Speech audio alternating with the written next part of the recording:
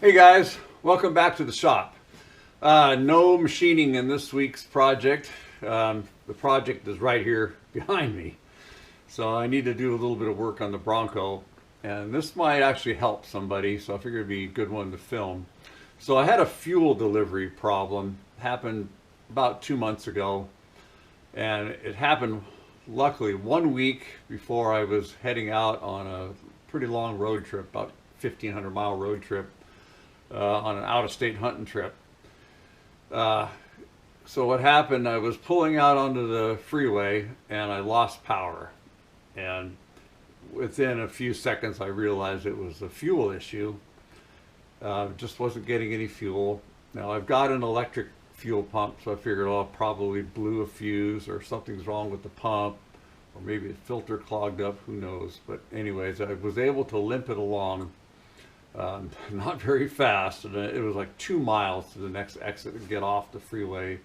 I found a parking lot, and luckily I carry a nice tool bag in the always, and I had everything I needed to fix it. Well, almost everything I needed to fix it or get it home with me, and that was quite an ordeal. And I'll talk more about that at the end if you're interested in that. But anyways, long story short, I wasn't getting fuel out of the fuel tank. And let me bring the camera around. Well, before I do that, okay, I know you Chevy guys are saying, oh yeah, Ford, yeah, you got to carry tools, fix and repair daily, blah, blah, blah, right? Okay, well, I've just spent 3 days on the wife's car. See that GM? Okay. They all break, guys. Yeah, a couple of ignition coils went out, wheel speed sensor, throttle body gummed up, typical stuff on when vehicles get older. So this stuff just happens. So anyways, let me bring you around to the bench here and see if I can explain what happened and what we're gonna repair.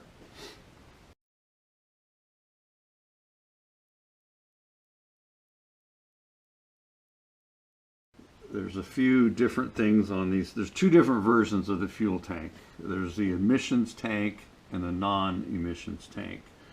So for most of the country, the 1978s had a non-emissions tank. And then in 79, they went to the emissions tank nationwide. And the difference is the emissions tank has a vent valve on the top of the tank. And this valve is just a rollover check valve. So if you get in an accident, you turn the vehicle over, there's a check ball in here that will shut off the fuel flow for obvious reasons. Okay, so those tanks had a hole in the top of the tank. Okay, for this vent valve. Okay, the other difference was on the filler neck and the vent for the filler neck. They flip-flopped the locations on the emissions tank versus the non-emissions tank. So the reason I'm bringing that up is 22 years ago when I restored the Bronco, I ordered a 1978 fuel tank, okay, which should have been correct. Well, mine's in California, so the California version already had the 1979 style emissions tank. So when I got my tank, it was the wrong one. And being younger and being in a hurry and only having weekends to work back in those days, I didn't want to wait, which I should have, and got the right tank, but it would have been a hassle to return it. So I ended up punching a hole in the top of the tank. I did a nice job, made a nice clean hole in the top. That was the only major difference between the tanks. So I was able to get the vent valve installed, and I was worried that if it was wiggling around, because the hole that I had made had, it was just a raw edge, where the factory emissions tank, they roll the edge over so it's smooth. So what I did is I put silicone sealer, and I used automotive silicone sealer, and I tried to pick the one that had the best rating for fuel. So I put a bead of silicone around that when I put that in the top of the tank. Okay, remember that. The next thing I ran into is when I went to put the pickup in, well, actually when I removed it, there's a sock. There's a filter sock that goes on the bottom of these pickups. And the original ones were some type of a metal mesh. I think it was some type of brass. And it had a gland that went around this end, and the filters were about maybe 3.5 inches long, and they're kind of squished together at the end. So when this pickup is in the fuel tank, it's about that much short from reaching the bottom of the tank. It sits at an angle, you know, pretty steep angle like this. And I was going to get a new sock, but I didn't like the way it was designed, because it doesn't really get to the bottom of the tank, and I wanted to use all the fuel out of the tank. So what I had done at that time is I just put a piece of hose on here, and it was about that long, okay, and I used a good fuel line, and then I shaped the bottom of the hose and put a notch so that it wouldn't get sucked to the bottom of the tank. But I wanted it to, you know, pick up as much fuel as possible. Okay. So this was this piece of hose. It's not this piece, but the piece I was using was submerged in fuel at all times. I was a little worried about that, but I figured, oh, it'll just be for a couple of years, and then I'll see if I can do something different. Well, you know what happens when you do something temporary. Okay, so it ended up being permanent. And what I had a filter leaving the tank prior to the electric pump.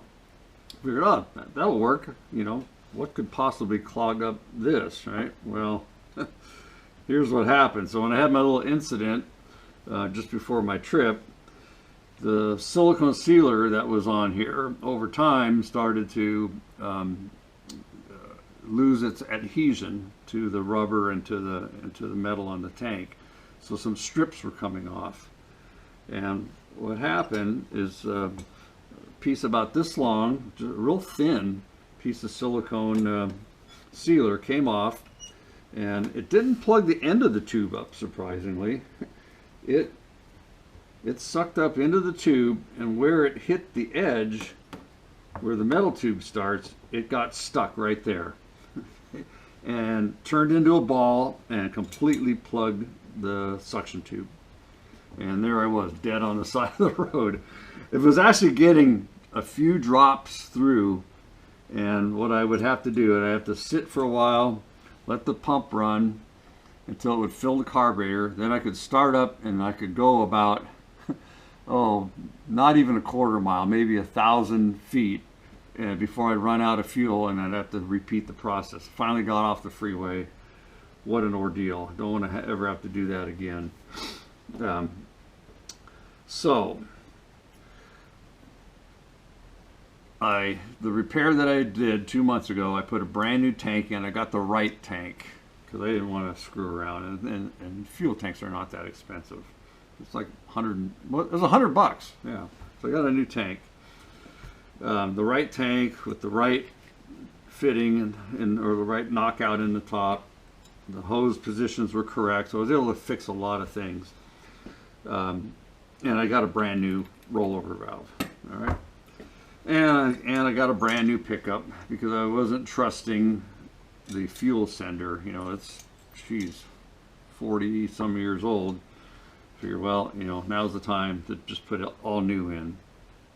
Okay, so I got the new fuel sender, and it came with the filter sock, but it was not the metal type. It's a plastic one that is round on the end, so it really doesn't conform to the bottom of the tank. And I took some measurements, and it was a couple inches from the bottom of the tank, and it was the exact same dimensions as this one. And with that sock, it actually had a little extension tube inside the plastic sock. but I wasn't happy because it didn't look like it would pull fuel from the bottom. But I had this trip coming up. I had to do something. I didn't want to take a chance of not having a filter in there again after that last episode. So I went ahead and used what was there. Okay. And I did some testing when I got everything back together. I got the new tank in and so forth. And what I did, I started with a dry tank, and I had a couple different gas cans so I could measure how much fuel I was putting into the tank. And my test was, how much fuel do I need to get in the tank? Let me start over. How much fuel did it require in the tank to actually be able to pick up fuel through that sock and with the pickup tube? Because I wanted to know that. And then I also wanted to know, when does the gas gauge start to quiver and show me where empty is? I mean, those are two things that you really want to know, especially for an off-road vehicle where you're out in the boonies, and when you start getting low on fuel, you want to know how much you have. Okay, so I was really adamant about that, and it's quite an ordeal to get the tank in and everything. So it was a lot of work, and once you get to that point, you don't want to have to do it again. So I was just making notes, and I didn't like the results that I got, and I'm gonna bring the camera around and show you on the board here what we got for results. Okay, I'm handheld here, so hopefully I can do this without shaking too much. So we know that we have a 33-gallon tank, and by the way, you can't get 33 gallons in a 33-gallon tank. Thank you very much. So when I was limping home or trying to troubleshoot, there was actually a gas station right next to the parking lot where I pulled off the road. So my first thought was, let's get the tank all the way full, and maybe that will provide enough extra fuel pressure or capacity that I can get it home. Okay, so I filled it completely up. So this is my log of the fuel I removed once I got it home and knew I had to pull the tank. So starting with a full tank is, of course, always what you want when you got to pull the tank, right? So using a 5-gallon fuel can, and I was real careful to try to make sure I was getting accurate, repeatable readings. I started removing fuel, and I was also recording what the fuel gauge was showing. Okay, so you can see as I took each 5-gallon increment out, I was taking note of what my fuel gauge was showing, because I was curious. I wanted to know, how accurate is it? Okay, so right here I've removed what, 5, 10, 15, 20, 25 gallons, and I'm showing empty. Okay, so then I was able to pull out another 3.5 gallons after that. Okay, and then I calculated that between what I spilled and what I used to get home, luckily I was only 5 miles from home, was about another gallon. So I figured I had a total of about 29.5 gallons. Okay. All right, I had to refilm this. When I was doing the video editing, I noticed I had a very embarrassing second grade math level error in all my calculations. All right, so then down here, once we put the new tank in, and this was the temporary repair, I did a reverse process. I wanted to calibrate the fuel gauge and find out how much fuel it took before I could prime the fuel pump. And this is starting with everything dry. So as you can see, we went all the way to right here. So that's 6.5 gallons, and was just able to get it started then. I actually had the fuel line disconnected, and I was just adding fuel, waiting until the pump would actually pull up some fuel. And then I put it on and got it running. Okay, and then and this note here is we're on E on the gas gauge, and it's centered. the needle's centered right on E, okay? I added 1 more gallon, and that brought the a half a needle above E, okay? Then I went up to the gas station, which is real close by, and put in 24.8 gallons. And over here, so we needed 6.5 gallons just to get it running. I added that extra gallon, gas station, so we ended up with 32.3 gallons. So not bad for a 33-gallon tank, okay? This is probably the worst case. This was starting with the tank dry, and when I pulled the fuel out again to do this second repair, I actually was able to pull out quite a bit more, but it was really foamy and not really giving, full pressure, but I think it was, you could still drive. So I'm going to say probably about 3 gallons was unusable fuel in the tank, okay? But like I said, I want to use all the fuel.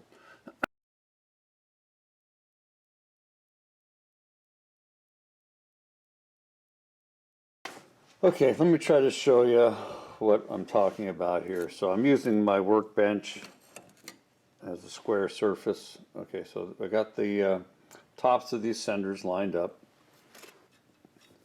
Let's just do it that way. Oh, there we go. Okay, so you can see where they located the fuel level sender is it's about 1 inch off. Okay, then if we come down here to the other end, let's look at where the pickup tubes are. Okay, that one's lining up. It's about 3/4 of an inch short on the new one. And then look at our floats. Oh, okay, there we go. It's hard not to get parallax in here. Okay, so we're lined up with the original factory float. There's the replacement float. So, I mean, that's almost 1 inch, okay? And 1 inch of fuel in this fuel tank, that's like 3 gallons, maybe even more. So I know it might sound nitpicky, but it makes a difference. So I'm just trying to get the best setup I can here.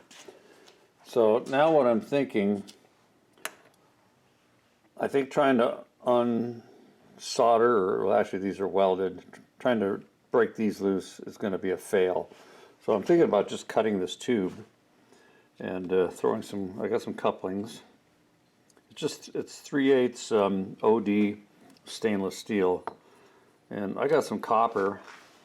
Thinking about just making a little copper piece about 1 inch long, and just cut this tube and solder it in there. It's stainless steel. You can solder stainless steel. I'll probably use a silver bearing solder like this stuff here, Silver Bright 100. You could use a high temperature silver solder, but that would anneal the copper here and make it softer. And I want to keep it, rigid, so I really don't want to anneal the copper. And then, so I got to cut this wire. So I'm experimenting right now.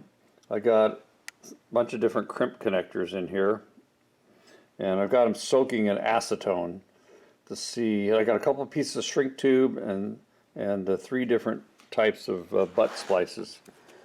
And so far, this pink one, this pink one's a fail.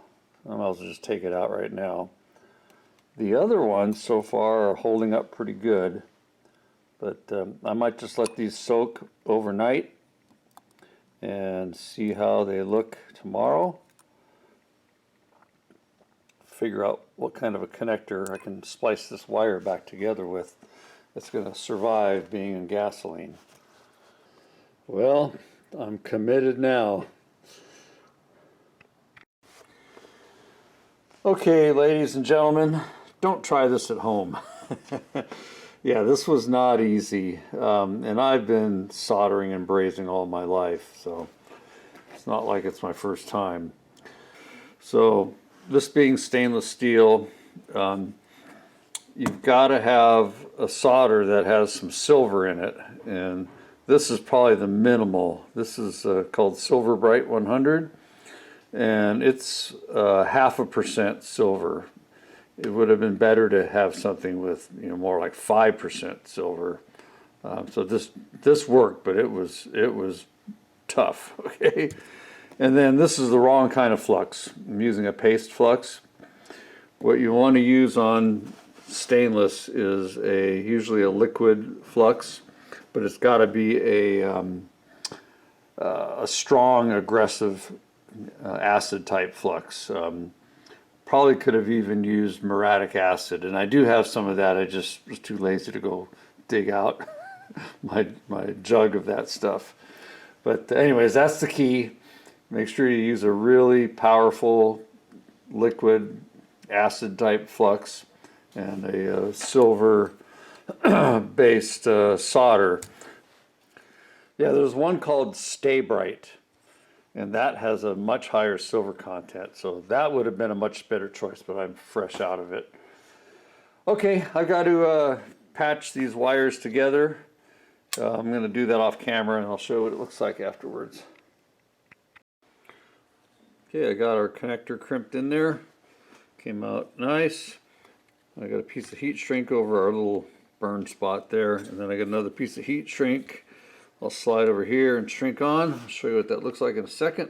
So the bottom of these Bronco fuel tanks is not a good design. Okay, they've got reinforcement ribs in the bottom, and they have kind of a flat area where this is, right? But it's the wrong direction. Instead of being a little sump where they would actually push the metal down and create a little sump for a pickup point, it's the other way, it's up. Sure would have been nice if they would have gave us just a little sump area when they formed the tank, but it is what it is, okay?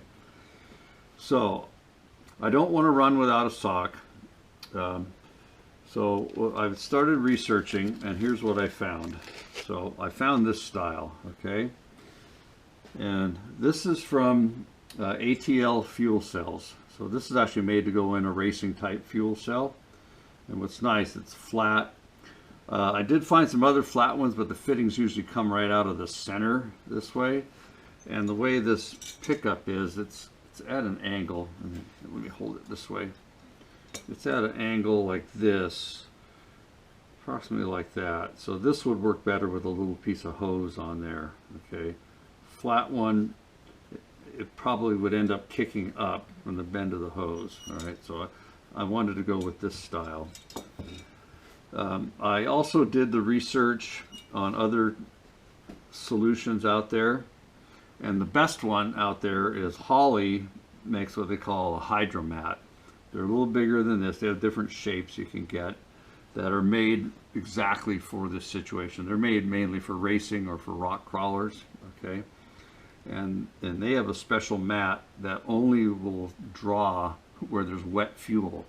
Very good technology, but very expensive, okay? I don't do rock crawling. This is just a hunting rig, camping rig, what have you. So this was about 40 bucks for this one. I got it from Summit Racing. So that's what I'm going to do. Okay, well there it is. All ready for a test fit. Okay, let me go see how it looks in the tank.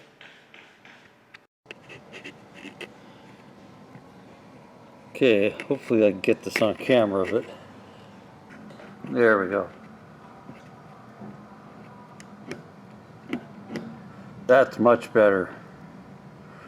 I think that's going to work out great.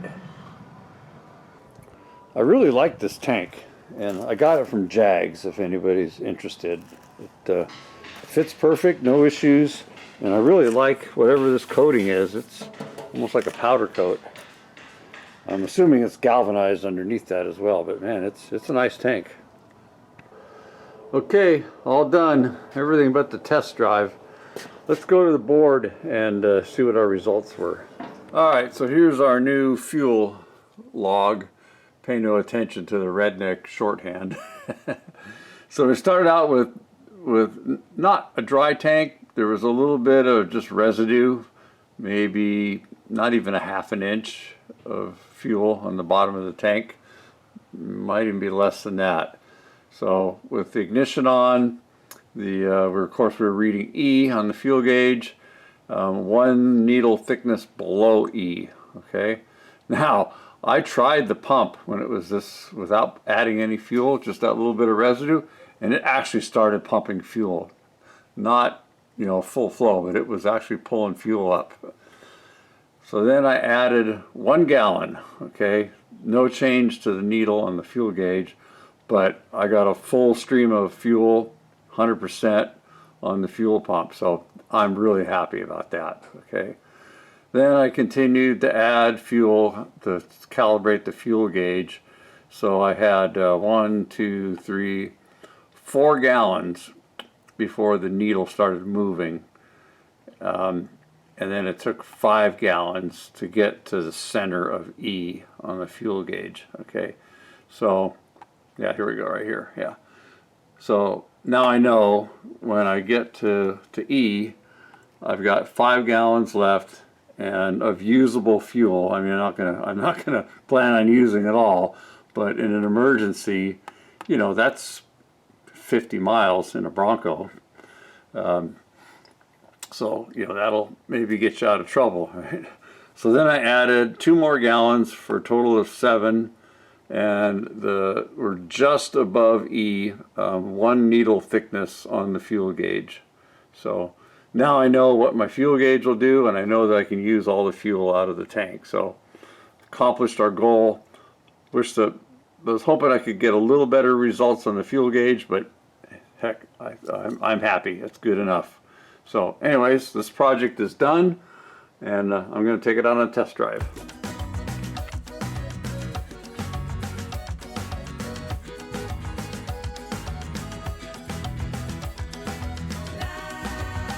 This is the easy way to put the receiver hitch back on, guys.